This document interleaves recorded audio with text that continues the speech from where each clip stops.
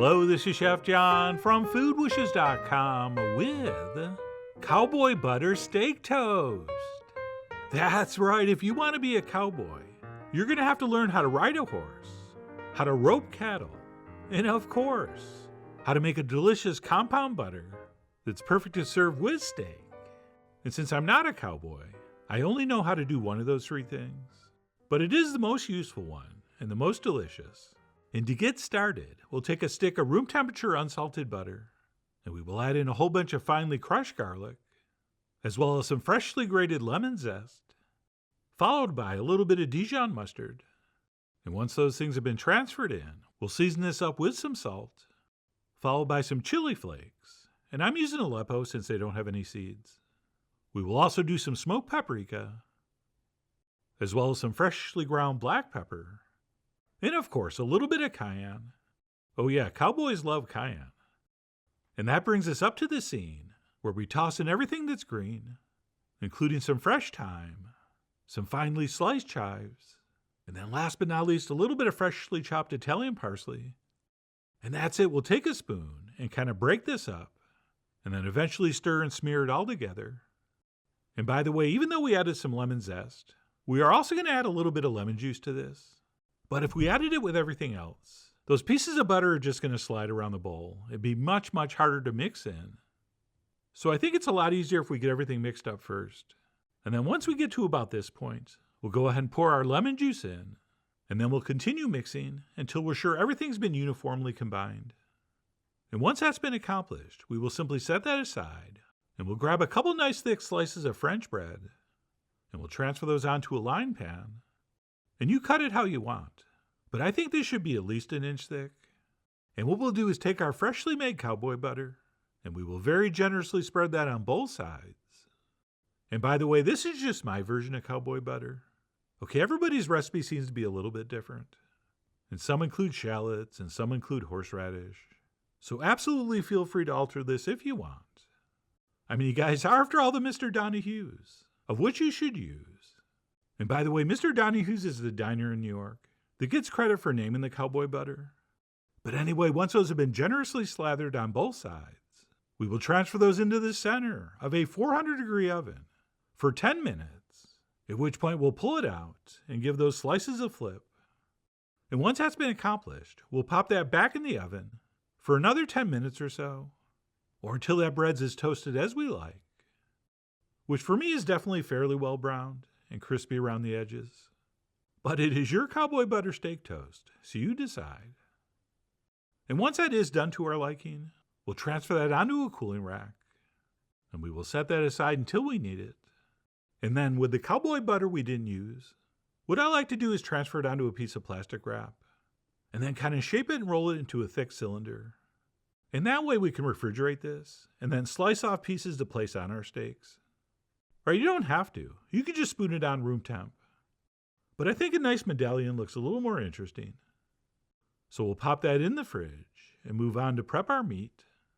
And what I have here is a beautiful 8-ounce filet mignon, which I think is perfect for this. And what I'm going to do is take a sharp knife and cut right down the center to divide this into 2 4-ounce portions. Okay, the bad news is beef filet is very expensive. But the great news is for this recipe, because we're eating it on that cowboy butter drenched toast, we really don't need a large portion of meat. So for a steak dish at least, this is fairly frugal. And then what we'll do is season this very simply with kosher salt on both sides. Okay, since we're using such a flavor bomb of a butter, we really don't need anything more than salt. And that's it. We could pop that in the fridge until we're ready to cook. Or if we're ready to eat, we can head right to the stove, where I'm going to pan fry that over high heat in a little bit of avocado oil. And for the sake of filming, I'm just going to do one. And because our steak is so nice and thin, this is only going to take a few minutes per side. Plus, beef fillet is one of those cuts we want to eat around medium rare, maybe even slightly under. Or at least that's my preference. And by the way, besides cooking both sides for a few minutes, sometimes I like to pick it up and kind of brand the sides on the bottom of the pan, just to take away that raw look. So if you feel like doing that, go ahead. And then regarding doneness, we could use a thermometer and go to about 120, 125. But sometimes that's tough with a thin piece of meat, so I usually just go with the poke test. And when it stops feeling mushy and springs back to the touch, you should be getting close. And once that's cooked to our liking, we'll remove that to a plate, and we'll turn off the heat, and we'll quickly transfer in a small splash of beef broth. Since even though not much caramelized to the bottom because of the short cooking time, there's more than nothing there, so we might as well deglaze. And even with the flame off, there's going to be enough residual heat to evaporate most of that broth. And what we want to do is reduce that down to a couple tablespoons. And if there's not enough heat in the pan, just turn the flame back on. And that's it. Once that's set, we can plate up, and we'll transfer our steak on top of our Cowboy buttered toast, and we'll pour those pan drippings over the top. And yes, a nice tomato and red onion salad would be perfect with this. And then to finish this off, we'll top that with a nice thick slice of our Cowboy butter that we'll garnish with another pinch of chives. And while some people add that Cowboy butter right to the pan and then pour that over the steak, I much prefer this method, where it's placed over uncooked and unheated, since it's going to soften up very quickly, as you can see, and we'll be able to spread it out beautifully like this. And once I was happy with the coverage, I went ahead and sliced this in half, so we can do the big reveal, and I can show off how perfectly cooked my steak was. Oh yeah, that looks good, but I really want to taste it. So I cut this portion in half, and then because I was so hungry, I didn't trust myself with a fork and knife, so I just picked it up and ate it with my fingers, which, by the way, is completely appropriate for a steak toast.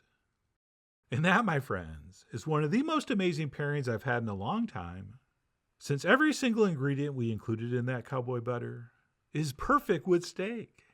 And what I love about this particular approach is that we get that pure uncooked Cowboy butter on the top of the steak that's basically mingling with those pan drippings and acting as a sauce.